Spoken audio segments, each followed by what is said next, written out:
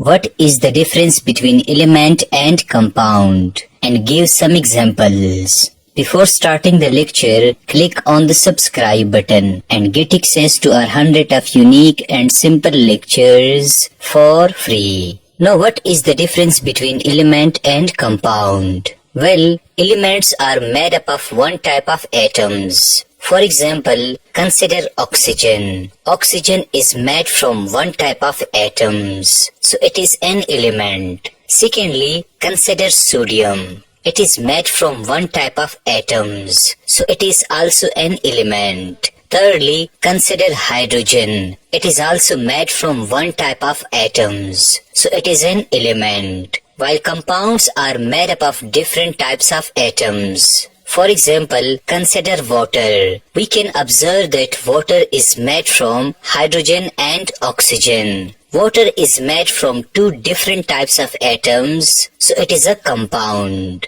Secondly, consider salt. We can observe that salt is also made from two different types of atoms, like sodium and chlorine, so it is a compound. Thirdly, consider sugar. We can observe that sugar is made from three different types of atoms like carbon, hydrogen and oxygen. So it is a compound. Secondly, there are only 118 types of element known to mankind. For example, oxygen, sodium, hydrogen and chlorine.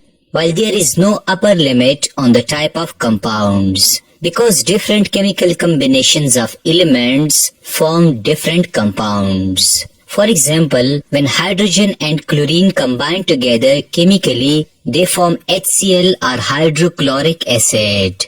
When hydrogen and oxygen combine together chemically, they form H2O or water. Also, when sodium and hydrogen combine together chemically, they form sodium hydride.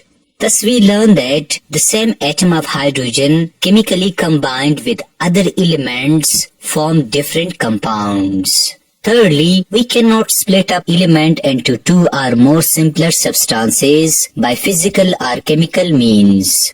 For example, if you divide the element of hydrogen, you still get hydrogen. If you again divide hydrogen, again you get hydrogen. So we cannot split up an element. While we can split up compound into respective elements by a chemical means. For example, consider electrolysis process. In this process, water is divided into hydrogen and oxygen. So by chemical process, a compound is divided into its elements. Fourthly, every element is represented using symbols. For example, hydrogen is represented by H, chlorine is represented by Cl, gold is represented by Au, and oxygen is represented by O. While every compound is represented by a chemical formula. For example, the chemical formula of water is H2O. The chemical formula of table salt is NaCl. The chemical formula of sugar is C6H12O6. Finally, let me teach you a bonus question.